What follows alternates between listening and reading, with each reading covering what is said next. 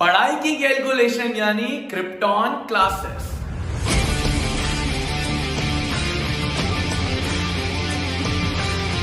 तो बच्चों तो आ चुके हैं एक ब्रांड न्यू क्लास में और आपके सूरज सर क्रिप्टॉन क्लासेस से आ चुके हैं क्लास 10 2023 एंड 24 के लिए एक नई वीडियो लेकर, जिसमें हम बात करने वाले हैं कि किस तरीके से आप 2023 एंड 24 के लिए बोर्ड्स प्रिपरेशन करें। देखिए क्लास 10 का हवा बहुत है। क्लास 10 क्लास बहुत लोग बोलते हैं कि मुश्किल है, बट यार दोस्त एक्चुअली में बहुत इजी क्लास है। अगर शुरुआत से जुड़े रहे तो 95% कहीं नहीं है। बहुत इजी वे में क्लास 10 के all 5 subjects English, Hindi, science, social and maths हम कवर करेंगे और 95% 2024 बोर्ड्स में ला सकते हैं। चलिए तो अब बात करते हैं किस तरीके से हम नेक्स्ट क्लास के लिए, नेक्स्ट 10th क्लास के लिए किस तरीके से हमारी स्ट्रेटेजी होने वाली है।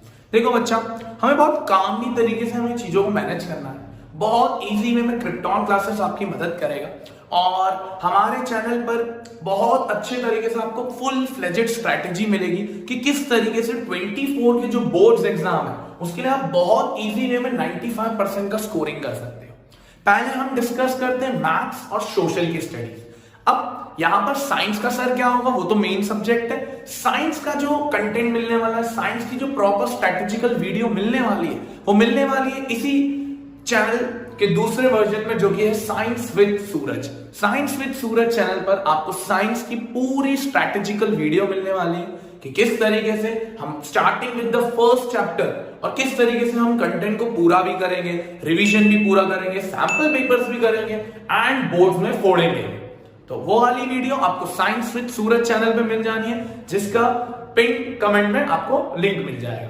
तो पहले बात करते हैं मैथ्स और सोशल की। देखो अभी क्लास 9 आपकी कंप्लीट हुई है एंड आई नो बहुत बच्चों के स्कूल्स भी खुल चुके हैं, बहुत बच्चे स्कूल्स जाना भी चालू हो चुके हैं, उनकी पढ़ाई स्टार्ट भी हो चुकी है और नो डाउट अभी आपके स्कूल्स बहुत अच्छे वे में रनिंग स्टेटस में चल रहे हैं। बट मुझे पता है कि 9th क्लास का बच्चा जैसे ही 10th में जाता है तो उसकी लाइफ में बहुत बड़ा ट्रांजिशन आता है, क्योंकि 9th क्लास की स्टडीज और 10th क्लास की स्टडीज में जमीन आसमान का फर्क है। 10th में आपको बहुत डिटरमिन्ड वे में चीजों को रन करना पड़ता है और बहुत अच्छे वे में उसे अप्रोच करनी पड़ती है।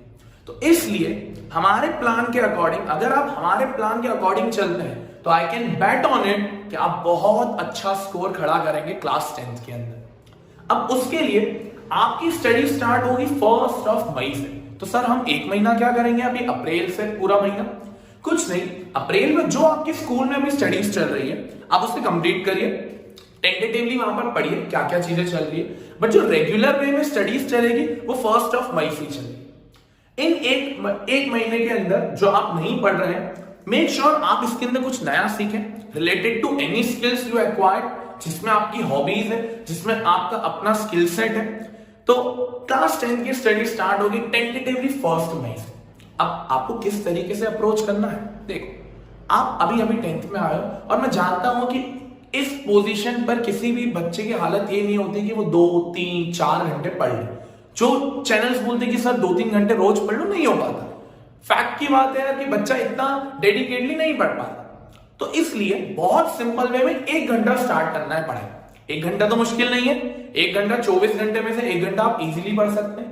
और अच्छी बात तो यह है कि मई के महीने में आपके स्कूल्स भी नहीं है, तो आप मई का महीना पूरा आप फ्री हो, तो आपको सिर्फ 1 घंटा एक स्टडीज को निकालना है। 1 घंटे में आपको किस तरीके से अप्रोच करना है, सबसे पहले आप अगर मैथ्स उठाएंगे तो मैथ्स का एक चैप्टर अगर आपने किया, मान लेते हैं वो 2 दिन चला, तो 2 दिन पूरे मैथ्स को दीजिए। मान लो 1 मई को मैथ्स स्टार्ट किया, 2 मई को वो चैप्टर खत्म हुआ, 3 मई को दूसरे सब्जेक्ट पे चले जाओ।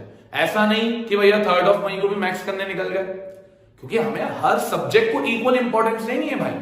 तो 3 मई को आप निकल गए सोशल का एक चैप्टर करने, फिर उसी तरीके से सोशल का एक चैप्टर हो गया जो 1 दिन में हो गया, मान लो 2 दिन में हो गया, तो आपने 2 दिन वो टेंटेटिवली चैप्टर पढ़ा, उसके नोट्स बनाए।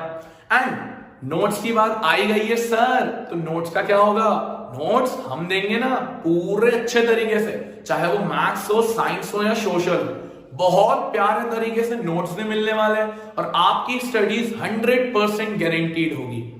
तो फिर आपने उस सोशल का एक चैप्टर कर लिया, देन उसके बाद आपने साइंस का एक चैप्टर कर लिया, देन वापस मैथ्स उठाए, देन वापस सोशल उठाए, इस तरीके से चल रहा है।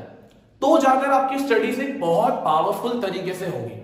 बीच में एक आध दो दिन इंग्लिश और हिंदी का एक लिटरेचर चैप्टर भी करके रखना है, ताकि इंग्लिश और हिंदी जो माइनर सब्जेक्ट है, जो लैंग्वेज सब्जेक्ट्स हैं, वो पीछे न छूट जाए। तो यहां पर किस तरीके से स्ट्रैटेजी चलेगी वो हम देखेंगे। तो अब सबसे पहले स्टार्ट करेंगे 1 मई को। हम यहाँ पर 7 चैप्टर्स की बात करेंगे। सर लिखे तो 5 है, तो बट सर 2 बाद में आएंगे। पहले ये 5 चैप्टर जो अलजेब्रा के वो अच्छे से होने चाहिए। तो सबसे पहले रियल नंबर अगर करने बैठे, बहुत इजी सा चैप्टर, बहुत इजी, कुछ भी नहीं है, एलसीएम और एचसीएफ का कॉन्सेप्ट है। 2 दिन लगते हैं, आराम से रियल नंबर हो जाता है। अब आपने 2 दिन में रियल नंबर कर लिया, अब मैथ्स को 2 मिनट के लिए भूल जाओ। अब आ जाओ अगले चैप्टर पे। मान लो आप सोशल पे आ गए, तो सोशल में आपने हिस्ट्री का यूरोप उठा लिया अगले 2 दिन। 1 मई को मैथ्स कर लिया, 3 4 को सोशल कर लिया, देन उसके बाद साइंस का चैप्टर उठा लिया। इस तरीके से ट्रांजिशन करना है। ऐसा नहीं कि एक ही सब्जेक्ट पे चले, वो बेकार अप्रोच है। तो इस तरीके से जब आप पॉलिनोमियल्स करेंगे तो वो 3 दिन लगेंगे। सब पॉलिनोमियल्स तो छोटा सा चैप्टर है, एक ही एक्सरसाइज है, माना छोटा एक चैप्टर है, बट बेटा पॉलिनोमियल्स के क्वेश्चन बोर्ड अलग पूछता है। सीबीएसई की अप्रोच एनसीईआरटी बेस्ड नहीं होती है, सीबीएसई की अप्रोच एनसीईआरटी से अलग बेस्ड में होती है। सीबीएसई आपको ओवरऑल चेक करना चाह रहा है, ना कि एनसीईआरटी बेसिस पे। तो आप पॉलिनोमियल्स जब ऐसे करेंगे, पहले एनसीईआरटी से कर लिया, फिर उसके अपार्ट क्वेश्चंस कर लिए। सिमिलरली लीनियर इक्वेशन बहुत बड़ा चैप्टर है, तो आराम से 6 दिन लेगा। तो सर 6 दिन लगातार मैथ्स करेंगे? बिल्कुल करेंगे, कोई दिक्कत नहीं है, 6 दिन आराम से मैथ्स हो सकता है।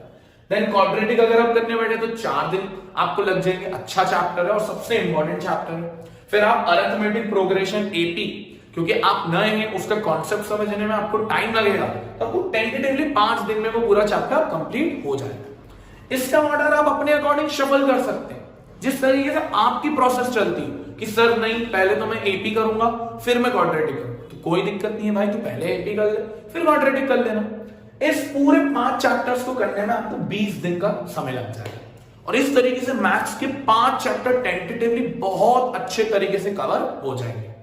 अब अगर मैं सोशल की तरफ देखूं तो टर्म 1 की अगर बात करें, जो आपके हाफ ईयरली एग्जाम्स होगी स्कूल में सितंबर के मंथ के आसपास, तो आपके टेंटेटिवली 8 चैप्टर आएंगे सोशल के टेंटेटिवली। तो नेशनलिज्म इन यूरोप आपको ऑलमोस्ट 2 दिन में कवर हो जाएगा, और नेशनलिज्म इन इंडिया 3 दिन में। अब देखो बच्चा, ऐसा भी नहीं करना है कि यार सर हिस्ट्री पढ़ लिया वापस हिस्ट्री पढ़ लिया, फिर तो मजा ही नहीं है, फिर तो ऐसा सोते जाओगे 10th भी निकल जाएगी। ऐसा नहीं करना है यार। अगर एक चैप्टर हिस्ट्री का किया है तो then move to the economics, then move to the civics and then move to the geography. ऐसा नहीं कि उस चैप्टर या उस सब्जेक्ट के ऊपर पूरी तरीके से लग गए कि नहीं यार अब तो मैं पूरे 20 दिन साइंस ही करूंगा, मैं पूरे 20 दिन मैथ्स ही करूंगा, मैं पूरे 20 दिन सोशल ही करूंगा। नहीं यार, हर सब्जेक्ट की इक्वल इंपॉर्टेंस, हर सब्जेक्ट हमें ओवरऑल अगर 95 लाने तो हर सब्जेक्ट में 95 का स्कोरिंग मांगता है, तब जाकर ओवरऑल परसेंटेज इंक्रीज होता है। तो आपको ऐसा नहीं करना है कि हिस्ट्री के दोनों चैप्टर सलन कर लिए, एक हिस्ट्री, एक सिविक्स, एक इको, एक ज्योग्राफी। इससे क्या होगा, आपका माइंड भी अच्छा रहेगा, चीजें स्मूथली वे में रन भी होगी, लोड भी नहीं आएगा। 1 घंटा रेगुलर पढ़ने से इतना इंपैक्ट भी नहीं पड़ेगा आपकी लाइफ में। फिर आप इकोनॉमिक्स में डेवलपमेंट, छोटा चैप्टर 1 दिन में आराम से होता है। सेक्टर्स 3 दिन में बहुत इजी वे में हो जाता है। सिविक्स का पावर शेयरिंग 1 डे में, बहुत इजी है, छोटे मोटे चैप्टर्स है। फेडरलिज्म 2 दिन में। एंड ज्योग्राफी का रिसोर्स एंड डेवलपमेंट बड़ा चैप्टर है, तो इट विल टेक 3 डेज। वही एग्रीकल्चर छोटा सा चैप्टर है, तो 1 डे लेगा। इस तरीके से टेंटेटिवली आप जब अपनी स्टडीज को प्लान करके चलते हैं तो आपकी बोर्ड्स बड़ी इजी हो जाती है। आपकी बोर्ड्स के एंड टाइम पर कभी भी आपके ऊपर लोड नहीं आता, एंड इस चीज को फॉलो करते हुए आपके मार्क्स भी बहुत अच्छे वे में इंक्रीज होते हैं, बहुत अच्छे वे में। हमारे जितने भी बच्चे इस चैनल से पढ़े, क्रिप्टॉन क्लासेस से या साइंस विद सूरज से, उनके ओवरऑल परसेंटेज बहुत तगड़े हुए हैं। सब बच्चों के कमेंट्स आए थे कि यार सर पेपर बहुत इजी हुआ, सर जो आपने पढ़ा था वही आया। और इस तरीके से जो आप प्लान करके चीजें चलोगे हमारे साथ, तो आई कैन बेट कि आपकी स्टडीज पे कोई कॉम्प्रोमाइज नहीं होगा, and you will surely get good percentages class 12 2024 boards. अब यहां पर आप सर इंग्लिश और हिंदी को किस तरीके से करेंगे? यार देखो, इंग्लिश और हिंदी एक लैंग्वेज सब्जेक्ट है। मेरे अकॉर्डिंग 1 हफ्ते के अंदर उन्हें 2 बार देखना बहुत जरूरी है। एक दिन इंग्लिश देख लेना तो एक दिन हिंदी देख लेना। यूट्यूब पे बहुत सारे चैनल्स जो इंग्लिश हिंदी का कंटेंट बहुत अच्छे तरीके से, यूनिक तरीके से आपको समझाने की कोशिश करते हैं। तो सर हम ढूंढने में क्या नहीं, हमने डिस्क्रिप्शन बॉक्स में उन चैनल्स की लिंक दे रखी है कि कौन सा चैनल इंग्लिश के लिए बहुत अच्छा रहेगा, कौन सा चैनल हिंदी के लिए बहुत अच्छा रहेगा। बाकी मैथ्स और सोशल के लिए तो क्रिप्टॉन क्लासेस है ही, साइंस के लिए साइंस विद सूरज है ही। दोनों चैनल्स अपने तरीके से आप तक कंटेंट पूरे पहुंचाते रहेंगे। जब आप ये वाली स्ट्रेटेजी, सोशल की स्ट्रेटेजी कर लेंगे तो टेंटेटिवली 10th ऑफ जून तक आपके 5 चैप्टर मैथ्स के, 8 चैप्टर सोशल के बहुत स्मूथली वे में रन हो जाएंगे। और इसमें आप संडे को ब्रेक भी ले तो कोई दिक्कत परेशानी नहीं है। हाँ बच्चा, एक चीज याद रखनी है कि 1 घंटा रेगुलर पढ़ना, उससे कोई काम चोरी नहीं। वो हमारे माइंड में होना चाहिए कि 1 घंटा पढ़ना। अगर आप मुझ पर भरोसा करते हो तो मेरी श्योरिटी है कि मैं आपके 95% जरूर लाके दिखाऊंगा कि अगर सूरज सर पे विश्वास है, क्रिप्टॉन क्लासेस और साइंस विद सूरज पे विश्वास है, तो गारंटी है कि 95% कहीं नहीं है। चाहे वो हाफ ईयरली में हो, चाहे वो प्री बोर्ड्स में हो, या चाहे वो बोर्ड्स में ही क्यों ना हो। आई थिंक आपको स्ट्रेटेजी समझ आ गई होगी। मिलते रहूंगा आपसे और अच्छे अच्छे कंटेंट में। साइंस विद सूरज और क्रिप्टॉन क्लासेस से मिलते रहेंगे आपके साथ। Thank you for watching this video. Radhe Radhe.